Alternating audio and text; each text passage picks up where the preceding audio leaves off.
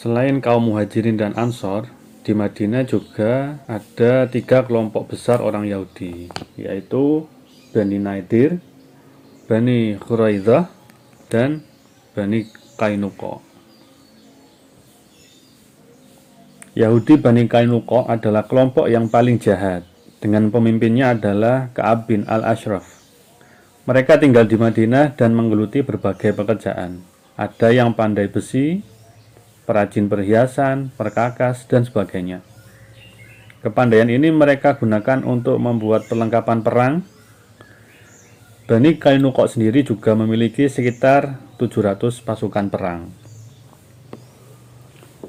Setelah Allah menganugerahkan kemenangan kepada kaum muslim pada perang Badar, orang-orang Yahudi merasa dengki terhadap kaum muslim. Mereka menampakkan sikap jahat dan permusuhan. Mereka melakukan tindakan-tindakan jahat dan menyakitkan.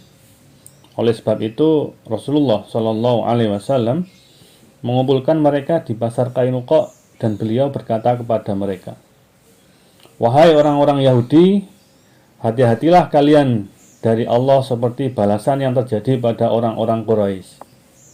Bergabunglah ke dalam Islam karena kalian tahu bahwa aku adalah Nabi Allah yang diutus.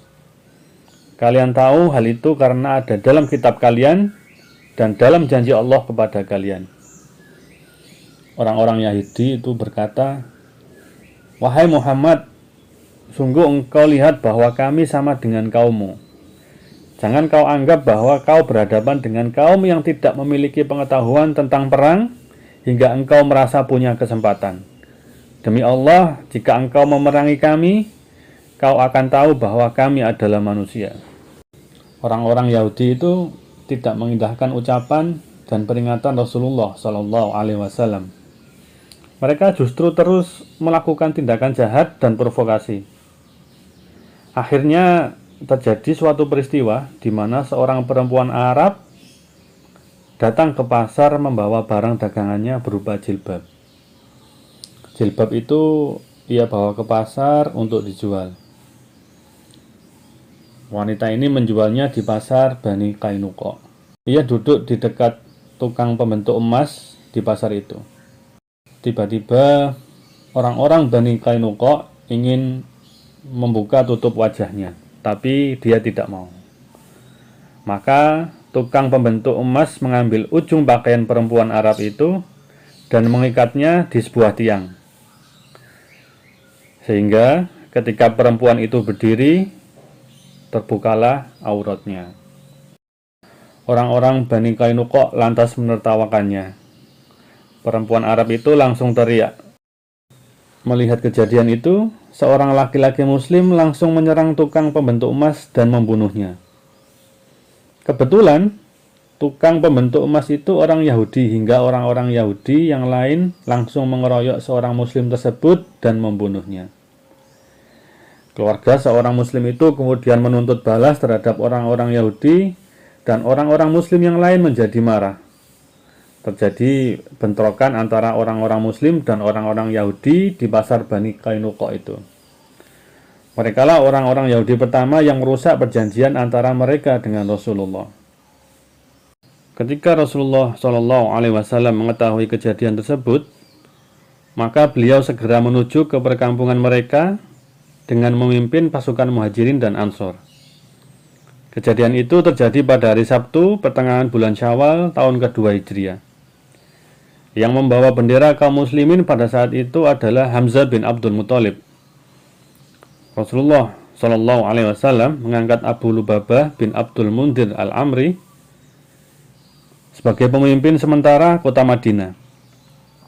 Ketika Rasulullah Shallallahu Alaihi Wasallam berjalan menuju ke perkampungan mereka, beliau mengembalikan perjanjian itu kepada mereka sebagaimana yang diperintahkan Allah di dalam firman-Nya surat Al-Anfal surat nomor 8 ayat 58 yang artinya, "Dan jika engkau Muhammad khawatir akan terjadinya pengkhianatan dari suatu golongan, maka kembalikanlah perjanjian itu kepada mereka dengan cara kedua pihak sama-sama mengetahui bahwa perjanjian telah dibatalkan. Sungguh Allah tidak menyukai orang-orang yang berkhianat." Ketika orang-orang Yahudi mengetahui kedatangan Nabi Muhammad SAW, maka mereka pun berlindung di benteng-benteng mereka. Rasulullah SAW mengepung mereka selama 15 hari, sebagaimana yang disebutkan oleh Ibnu Hisham. Pengepungan itu terus berlanjut hingga Allah menyusupkan rasa ketakutan ke dalam hati mereka, hingga akhirnya mereka menyerah kepada keputusan Rasulullah SAW. Beliau telah mengejutkan mereka dengan strategi pengepungan sehingga menyebabkan mereka berada dalam kebingungan terhadap urusan mereka setelah terputusnya segala bantuan dan tidak berdayanya gerak-gerik mereka. Maka mereka pun hidup layaknya di dalam penjara yang akhirnya membuat mereka berputus asa dari perlawanan dan kesabaran.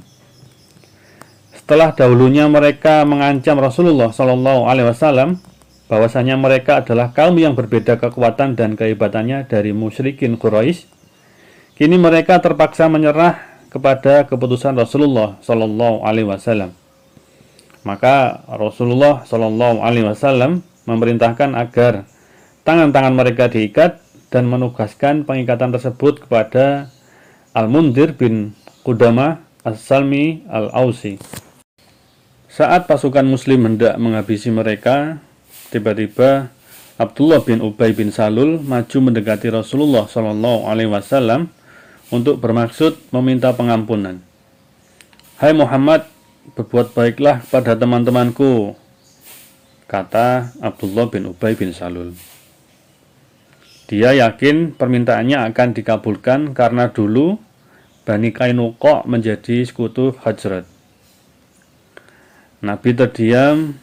Abdullah bin Ubay bin Salul kembali mengulangi permintaannya sambil memasukkan tangannya ke kantong baju besi Rasulullah SAW. "Celakalah engkau, lepaskan!" bentak Rasulullah SAW dengan muka merah padam menahan amarah. Beliau tak menduga Abdullah bin Ubay selancang itu. "Tidak, aku tak akan melepaskanmu sebelum engkau berbuat baik pada teman-temanku," jawab Abdullah bin Ubay. Nabi Muhammad SAW akhirnya memenuhi permintaan tokoh munafik yang baru 1 bulan masuk Islam tersebut. Beliau memerintahkan mereka untuk pergi sejauh-jauhnya dari Madinah. Mereka mengungsi ke Syam dan sebagian besar mereka meninggal.